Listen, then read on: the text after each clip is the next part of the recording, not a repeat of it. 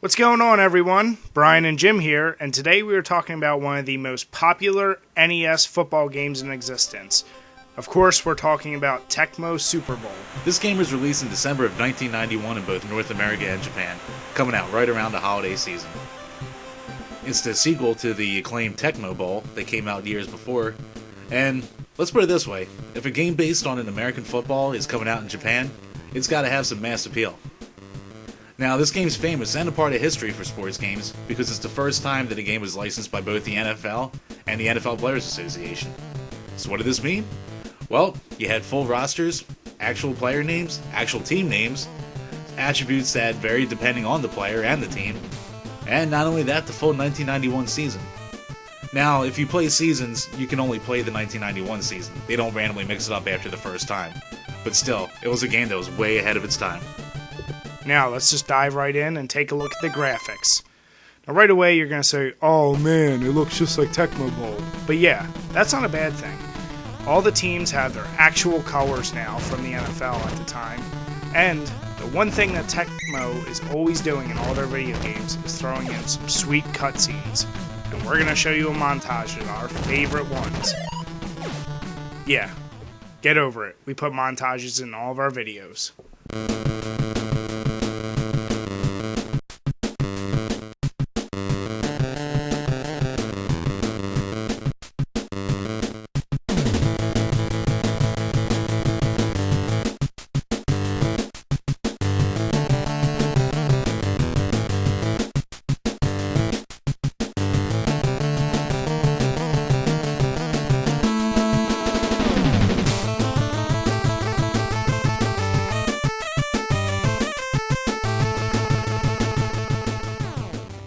Did you like that?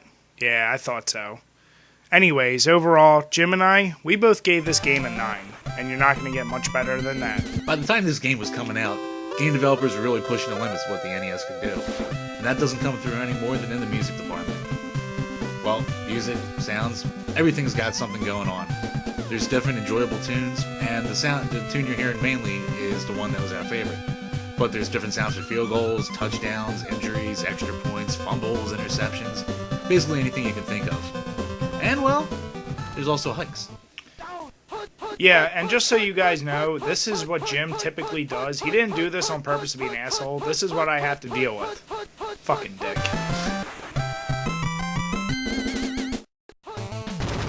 Similar to Tecmo Bowl, this game had a really good response time on all of its controls. We had no issues when you throw or run the ball. It felt fluid, and it was easy to learn. No problems here. Now I want to show you two plays. This is what a real good running play looks like, as I make Jim look like a fool. Yeah, check that out. Fuck you. And this is Jim. Stopped right away. Fuck you. And this is how he throws the ball. Ready? Watch. He gets it. Derp!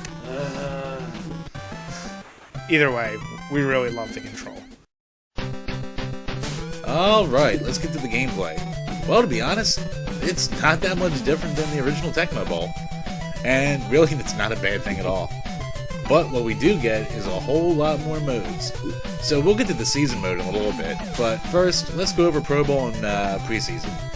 Now, Preseason's your basic exhibition mode. You can do man versus man, you can team up versus a computer, you can go against your friends. There's whole different ways to set it up. And, like we said, you can pick from any team, so you can relive any classic game that you want. And also, you get the game, or the play select. And really, it's 2 passes, and it's 2 runs, and corresponding plays on defense. Now, some people may complain that it's oversimplified, but really, it gets you to the action faster.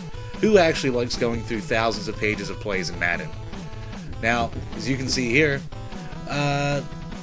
here we go. Basics game mechanics, you can pick your receivers, but it's a little more realistic. They went a little less arcadey, the overall gameplay is a bit slower, and instead of just, bashing your people everywhere the second you touch, guys will fly back, but it isn't like the way it was before.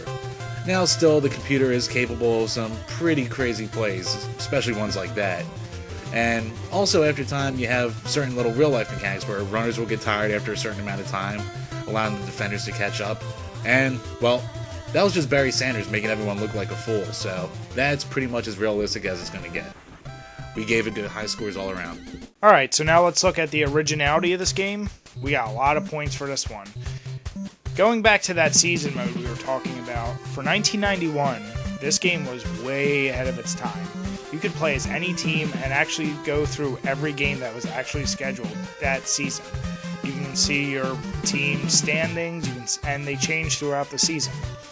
The other interesting thing is that you can actually adjust which team you want to play as.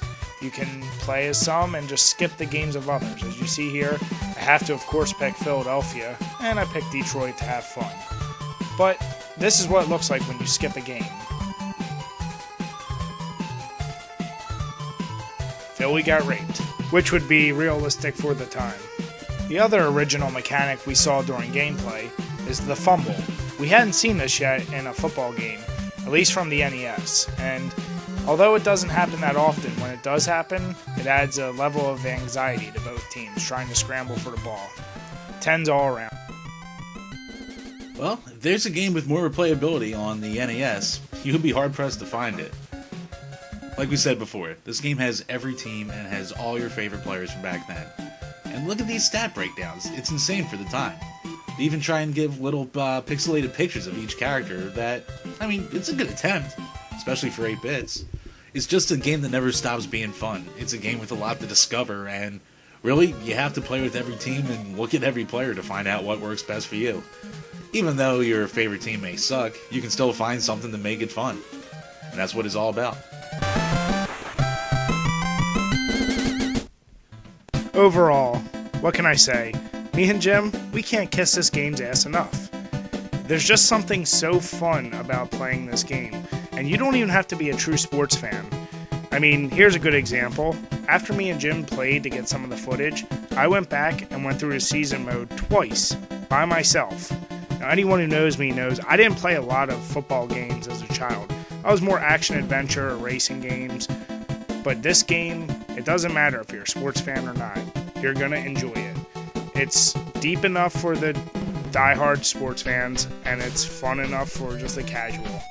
Overall, me and Jim gave it a 9.5. You're not going to find better on the NES. And to close out this video, we wanted to show you the 2 cutscenes you probably saw the most. Joe Montana and Barry Sanders. While playing, we enjoyed some Stella Artois.